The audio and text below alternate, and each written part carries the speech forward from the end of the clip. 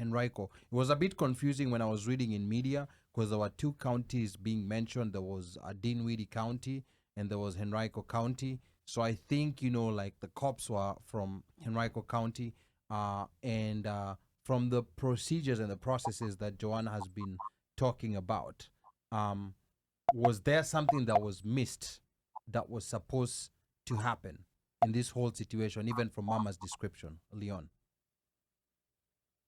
Yeah. In the past, when I'll mention what my mother talked about in the past. Why is it that in the past they followed whatever systems in place? Yes. My brother went to the hospital. My brother did not die. What went wrong this time? There's a lot of unanswered questions. And I'm asking the same questions. Mm-hmm. What went wrong?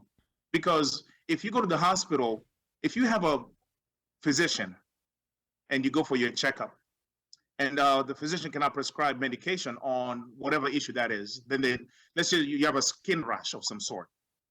What's the protocol for your physician? To refer you to a specialist.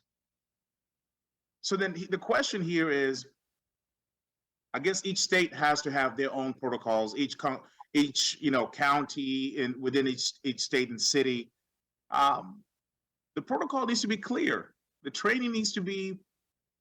People need to be retrained. Specialists need to come out with those calls of distress, those calls of patients undergoing an episode, and those who are in power to advocate for the patient need to be empowered. My mother was discredited and refused the ability to advocate for Irvo. Correct. They were tone deaf to her. As a Black woman in America, you want to tell me that she is not outraged? As a Black woman, her voice is not enough. As a Black woman, she felt discriminated against. Had the tables been turned, like she said, had the tables been turned, not just only because her son would have been another race, but also she would have been another race, they would have listened to her. Wow. And often they do, right? Yeah. That's the fact. Often they do. They often do. And they make it challenging when you're a caregiver, because then HIPAA kicks in, and then they say, oh, you have to be like authorized to talk on behalf of the person. But they denied her access. They lied. It looks like they were colluding. And even when the officers were sitting on Irvo, the medical professionals were there just looking. I mean, what were they doing? Just looking? Like, what was all that about? That's a part that's horrible. That's a part that I would totally never take a confused loved me. one to that hospital ever. I would just not ever take a loved one there, because you've already shown me that there's you can't take care of my loved one. I'm trusting that when my loved one is there, that you're going to do the best that you can. But because they have a mental illness, you want to treat them like they are not a human being. That is horrible, and that's why we have a huge stigma of mental illness in our communities.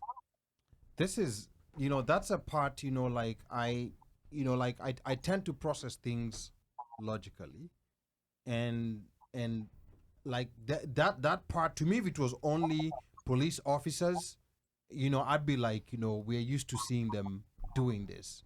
But there were medical professionals who are present there, and I don't know whether they were in fear.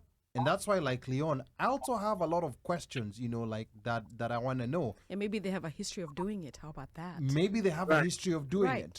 Maybe they have a history of. Maybe that's why they need to be investigated by SAMHSA. Because when you look at, I mean, and maybe we might be reading too much into that video. When you look at that video, there seems to be an aura of casualness in how that was being handled. Like, we've seen this before. So maybe there's other people this has been done to. maybe they were fortunate not to die, but in this case where they took so much time on Irvo until the point when they realized that this he's no longer responsive, and then the medical staff went into a frenzy trying to revive him, but it was unfortunately too They late. they made a fake 911 call.